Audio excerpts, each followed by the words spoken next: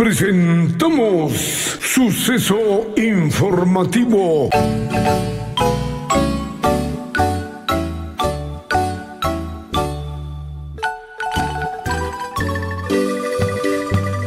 Es un noticiero de las denuncias en contra de todo lo mal que sucede en nuestro país, Guatemala. Es la voz de quienes no tienen cómo hacerlo. Es reflexión donde narra la vida real de quienes logran sobresalir por muy difícil que han estado. Es un medio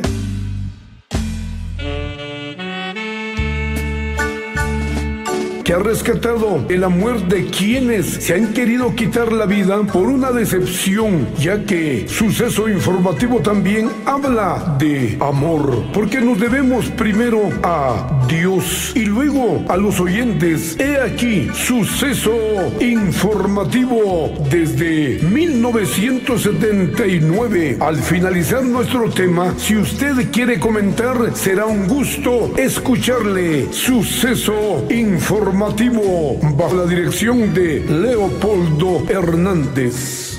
Dios nos libra hasta de los tormentos más grandes en la cama. Carlos. Todos los días nosotros los humanos presentamos muchas necesidades en nuestras vidas. Sueños, descanso, alimentación, aire que nos suministra la naturaleza, pero entre ellos el aire y el oxígeno, muchos nos tomamos la idea que es lo mismo. Sin embargo, el aire contiene el nitrógeno 88%, oxígeno 21%, vapor de agua variable entre 0-7%, ozono, dióxido de carbono, hidrógeno y algunos gases nobles como el kriptón o el argón, es decir, 1% de otras sustancias. De ahí que los humanos necesitamos mucho del vital líquido, el agua. Y así podríamos ir enumerando más necesidades, pero entramos de lleno. Hoy hablaremos de Carlos, un hombre quien desde pequeño admiraba la manera de los hermanos en sus trabajos. Todos se entregaban de lleno y Carlos se decía a sí mismo de pequeño: cuando sea grande quiero ser como mis hermanos, y en efecto así fue.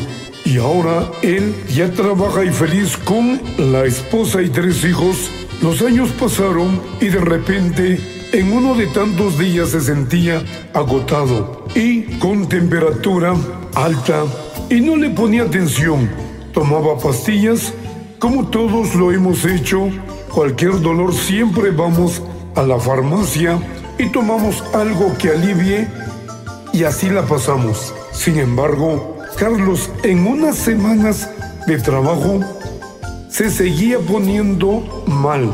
No se le ocurrió ir con el doctor porque toda la vida se ha puesto en las manos de Dios y sabía que Dios lo curaría. Y en efecto, seguía trabajando. Y el trabajo de él es orar por las necesidades de las personas. Y lo seguía haciendo.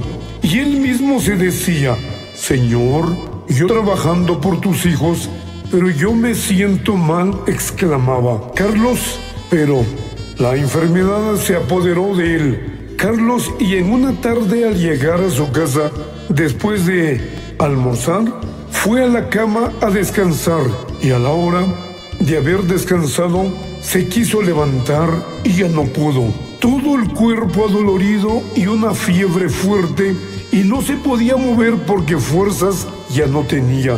Y le preguntó a Dios qué le estaba pasando, por qué esa enfermedad que no podía moverse. No lo podía creer y se decía: Dios mío, ¿qué me pasa? Y le agarró sueño, y al despertar unas horas después, en la frente le caía agua del sudor. Y en ese momento le vino a la mente el Salmo 91 que dice: el que habita al abrigo del Altísimo morará bajo la sombra del Omnipotente. Diré yo a Jehová: esperanza mía, castillo mío. Y también le vino a la mente cuando Jesús sanó a la suegra de Pedro. Entonces, Carlos, con lágrimas en los ojos, dice: Jehová de los ejércitos, tú mandaste a tu amado Hijo Jesús y sanó a la suegra de Pedro. Hazlo también conmigo, en el nombre de tu Hijo amado Jesús y del Espíritu Santo. Carlos ya no tenía fuerzas, y si decía, tan siquiera un hermano viniera a orar por mí, y nada, y nuevamente se queda bien dormido otra vez. Y él sentía que había dormido muchos días y solo fue una tarde y una noche. Y el otro día, después de la oración con lágrimas en los ojos, despertó bien fresco y sano.